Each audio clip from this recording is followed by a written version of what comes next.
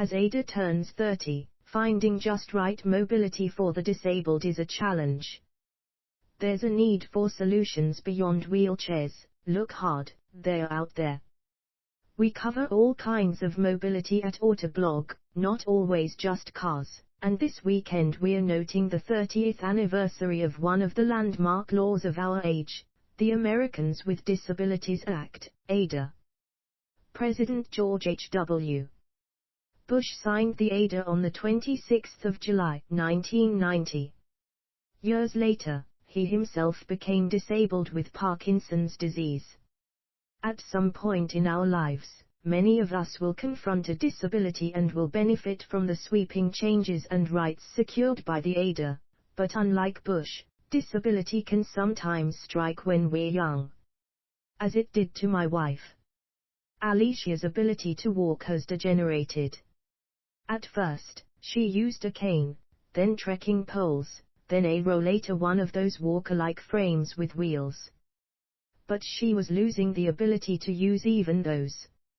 About 2 years ago, we reluctantly and grimly started shopping for wheelchairs. Now, if you haven't known many disabled people, you might assume that walking is a binary situation, either you can walk, or you can't. When a cane isn't enough, your next stop is a wheelchair, and you'll never get back out, or so I feared. That was our uninformed sense of things. Obviously a wheelchair is exactly right for many. But we soon realized the world is full of people with balance problems or neurological diseases, MS, Parkinson's and many others, that rob them of their ability to walk despite the fact they are otherwise strong and capable and in some sense able to use their legs. There just had to be a solution for these people. But it wasn't apparent. The ADA has provided 30 years of heightened awareness about disabilities, but at first, second and third glance, the options in the marketplace seemed to be few: mobility scooter or wheelchair, take your pick. Dead ends.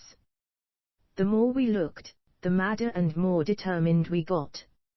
Some online vendors of scooters and wheelchairs seemed, well, a bit shady. I recall one outfit that had a staggering restocking fee of hundreds of dollars if you returned their mail order wheelchair. And the prices were staggering, too. Brick-and-mortar options were also limited. A test drive in a store proved that mobility scooters were a no-go. They were expensive and far too heavy for her to load in the back of an SUV, and hoisting the damn thing would be the only exercise it offered. And a mobility scooter is no performance vehicle, infuriatingly slow, not much range. She dreaded the idea of plodding along on that. It was a hard no. I got my hopes up when I discovered the Honda Unicub, a self-balancing device that might have been just the ticket.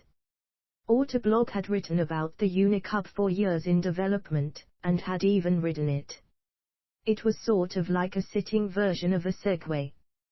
But reaching out to Honda, I learned that the Unicub was never brought to market. Honda, if you're listening, this could help a lot of people. Other automakers, likewise. Finally, after many frustrating weeks, we stumbled upon a TED Talk by a woman named Barbara Link. Barbara's mother had spotted seniors using a rollator and commented, "Over my dead body will I ever use one of those." She felt there was a stigma to it. In Barbara's talk, she points out that, by definition, users of traditional devices are looked down on, literally and perhaps figuratively. So she designed a clever device she dubbed the Alinka, not just with her mum in mind but for people exactly like my wife. The Alinka is the grown-up equivalent of a toddler's push bike. You sit astride it and propel it with your feet. It has 3 wheels for stability. It folds in the middle, is rugged yet light enough to lift into a car, and the wheels quick disconnect to make it even more compact. It's built from bike components, so swapping out a seat or a tire or tube is easy. It sounded exactly right.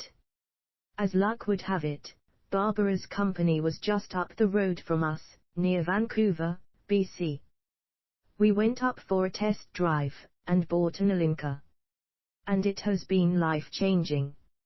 It provides exercise and keeps Alicia moving. Because it allows her to sit upright and face people eye to eye, it offers that sense of dignity that Barbara's mum had found so lacking in the alternatives. It frees her hands, unlike a rollator. Best of all, Alicia's back in action, on level ground. She can pedal the Alinka as fast as I can walk alongside.